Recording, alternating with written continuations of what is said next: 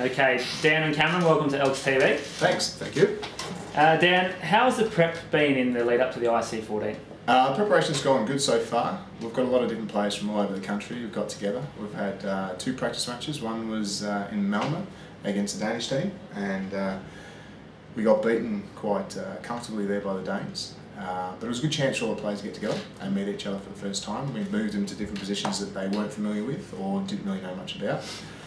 So that was really good for us from a coaching perspective. And then we had another get together in Stockholm, and that went really well. We won that against the Stockholm All Stars, which was a full team of Australians that are actually good players. So that's gone really well. And the last 10 days or so we've been here, it's been really good getting together. The guys have gelled and moulded quite well, I think. So that's been nice. Great. Cameron, with only 7 players returning from IC11, what are the expectations of the team this year? Basically, the expectations is move forward as a country from every previous international cups. You know, that's what Dan said, just trying to get the whole country to bond as a team and not have the individual teams back at home. And everyone just basically try to learn and progress forward from, you know, from every international cup from there on in. Dan, what is it you've done differently from the IC11 this time around? We've employed 2 fantastic team managers, both Ryan Tucker and Jeremy Dark. They're fantastic, and they've led us a bit more in a professional way. Top job. Than we've had in the past. We've got a younger squad than we've had in 2011 and 2008. Doing things differently, not so much. It's just the different personnel, I think, has changed the vibe within the Elks group, which I think is a positive step. And since the arrival in Australia, Dan, what's been the focus of the team?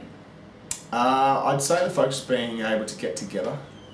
From a coaching point of view, obviously working on their skills and understanding the game, just to develop that further and further, and hopefully that comes out in our first game against New Zealand. But from a social side of things and a friendship group, we'd really want to get the guys to come together as a team. I think they've got good established team spirits back in Sweden, but to get them to get out of their comfort zone of playing for Malmo or Norrtälje or Helsingborg or Solna, and actually get them to play for Sweden, to me it's a huge thing that I think we've been trying to do these last couple of days. And I think that's kind of come through.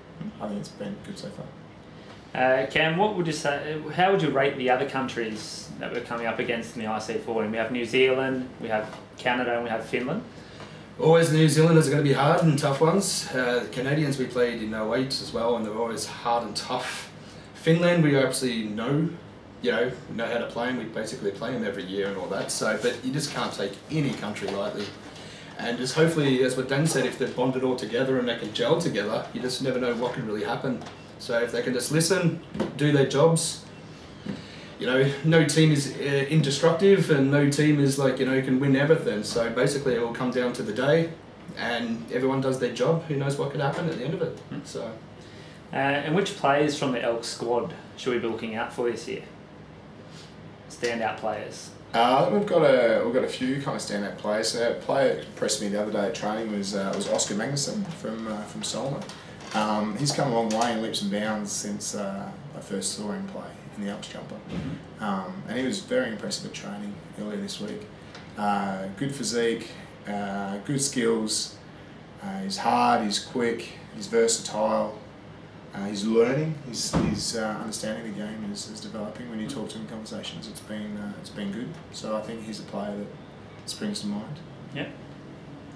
And finally, Cam, which team should we look out for in the IC14? Which maybe the dark horse of the competition? Dark horse of it all. So obviously we'll take away. I'm pretty sure New Zealand, Papua New Guinea, and the Irish, they're not really dark horses no more. So I'll say the Elks. The Elks. Yeah. Awesome. Thanks for joining us in Elks TV, and good luck in the competition. Thank you very much. Cheers.